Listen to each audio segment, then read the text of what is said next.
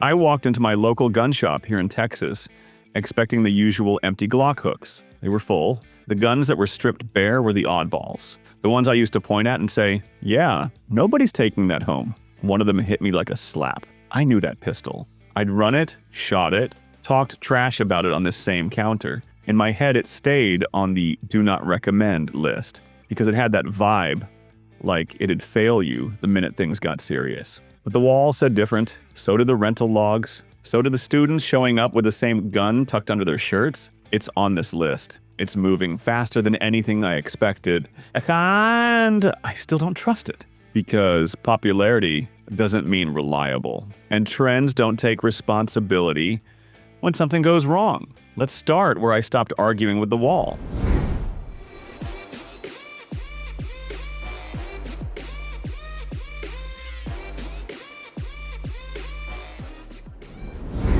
I sat in the truck after class and replayed the day because I kept seeing the same pistol on different belts. Glock, M&P, CZ, and that stupid little Ruger RXM that kept showing up on hips all day like a bad joke. I had laughed at that gun the first time I saw it in the case. Then my shop guy dropped the receipts on the counter. Line after line, RXM, RXM, RXM. It was beating guns I had trusted for years. He just shrugged and said, people keep asking for that Ruger. I can't keep it on the wall. I finally grabbed a student's RXM for a drill, fully expecting it to choke and prove me right. It never flinched. We ran it hard for a drill, and I fed it the ugly stuff people actually show up with. It still didn't give me the C moment I wanted. That bothered me more than a jam would have. Right now, the shelves say the RXM is moving faster than a lot of serious pistols, and buyers clearly didn't wait for my approval. I still haven't handed it full trust, but it forced its way onto this list, and it wasn't the only one that did that. When this thing showed up, I treated it like background noise, another skinny micro from a big company that would sell a bit to brand loyal folks, then disappear behind louder options. That didn't happen. Week after week, the Shield Plus slots on my local shop wall emptied out. I kept seeing that short grip printing under t-shirts in classes, while guns I trusted more sat lonely in the case. I hadn't pushed it. The market moved without me. In my hand, it never felt like a favorite. Recoil came in quick, sharper than I wanted in a small 9, and the grip climbed if I got lazy. The trigger broke clean, but never gave me that this is the one feeling. So I gave it a day to fall on its face. Hot Texas range. Sweat under the belt, cheap ammo, the same drills I save for guns I trust. I waited for something stupid. It never showed up. No failures, just a snappy little pistol doing its job while I ran out of excuses. It hasn't lied to me yet. I still don't love shooting it, but I saw why it kept leaving the shelf. And the next gun on this list is where that quiet momentum really started shoving my old favorites aside. Last year, when I first got one on the bench, I actually smiled. Big slide, real optic footprint, frame that finally felt like Springfield wanted adults to shoot it. In my head, it was a gun for people who train, not a first pistol for somebody who shoots twice a year. Then the wave hit. My local shop kept reordering them. Guys walked in asking for a good home defense gun and walked out with Echelons. In classes, I saw that same blocky slide on belts that still struggled with basic reloads. I wasn't scared of the gun. I was scared of how casual some folks were about it. So I did what I could control. I ran my own Echelon hard for months. Optic on, light on, hot Texas range days, dirty by lunch, clean hits, or no excuses. It stayed honest. No dramatic failures, just one awkward reload that still lives in the back of my head as a little red flag. I think the Echelon earned the right to move fast last year. I'm still not sure the crowd moving with it takes it as seriously as the gun deserves, and that's the part that keeps me paying attention. I always saw FN 509s as serious shooter guns in the background. Solid pistols, quiet, the kind of thing range rats trusted, while everybody else argued over louder brands. I never pictured a department handing out the long comped CC Edge XL as the standard sidearm. Then my phone lit up.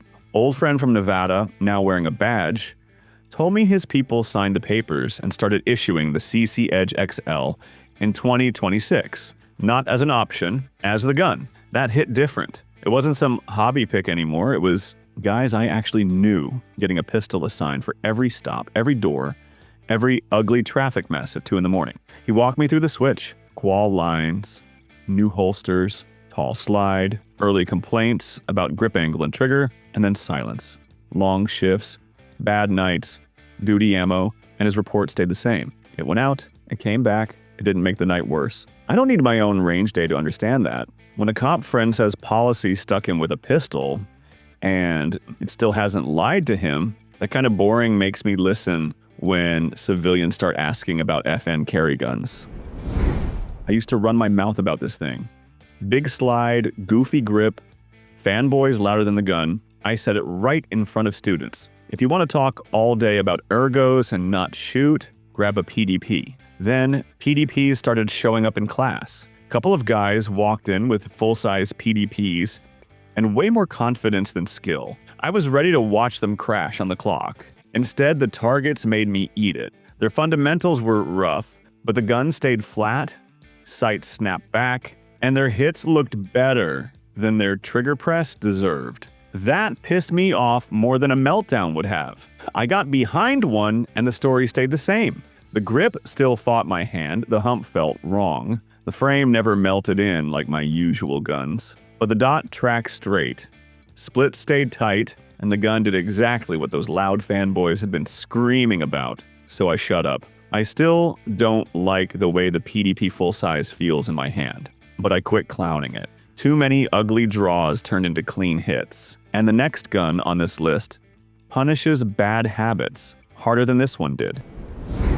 Last month I was in a shop outside Austin with a buddy, leaning on the glass while the salesman slapped rebate tags on the case. 4 carries sat there with a stupid low price and a yellow card, and guys lined up like they were buying gas on sale. They pointed at the number first, the pistol second. Cheapest 9 in the case, I'll take it. That was the decision, my buddy said. They're buying the tag, not the gun. He wasn't wrong. The shop kept reordering them because that sticker did more work than half the floor. I don't hate the GX4 Carry. For the money, it has run honest in classes. It barks harder than heavier guns, and the grip makes you work. But if you train, it does its job. The problem starts when people grab one, toss it in a glove box, and call that protection. You're not saving money if you cheap out on effort. GX4. Carry makes sense when a tight budget is real and range time is real. When the plan is buy whatever's on sale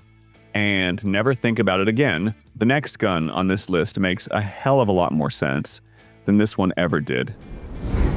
One week in Central Texas, the range felt like an oven, dust hanging in the air, brass under my boots, sweat rolling under the belt. That's when I decided the Shadow 2 Carry was the only pistol I was touching for 7 days straight. No backup, no pampering. It went on my belt every morning and on the line every afternoon. By midweek, it was filthy, sweat salt in the checkering, carbon caked around the muzzle, holster wear chewing the finish. I fed it cheap ball, my carry load, mixed mags, one-hand strings, long strings, draws from concealment, until my hip screamed. The trigger stayed clean, the weight kept the nose flat, and the dot barely left the A-zone unless I screwed up. Guns around it coughed. Mags died. Optics blinked. Mine just kept eating. The Shadow 2 Carry was heavy, honest, and mean. It refused to hide my mistakes. Every bad press showed up on paper like a slap. By the end of that week, I wasn't wondering if it would run. I was asking one question anytime things felt off. Do I have the Shadow on my belt or not? If the answer was yes, I stopped worrying. I kept staring at that same wall in my local shop after all 7 of these. Those empty hooks weren't an accident. Rental logs, class rosters, receipts in the drawer, they all lined up. The crowd hadn't lost its mind. It had just moved faster than my pride. One of these pistols earned a permanent spot in my rotation. It took beat-up ammo, long days, bad weather, and never once made me explain a stoppage to a student. Another one is still on probation. Sales are hot, comments are loud, but every time I strap it on, something in my gut still says, not yet. So here's my question for you. Which gun in your safe jumped the line this year, and which hot one still feels like a gamble? Pay attention to your wall. I'm Steve. Don't wake up late again. Don't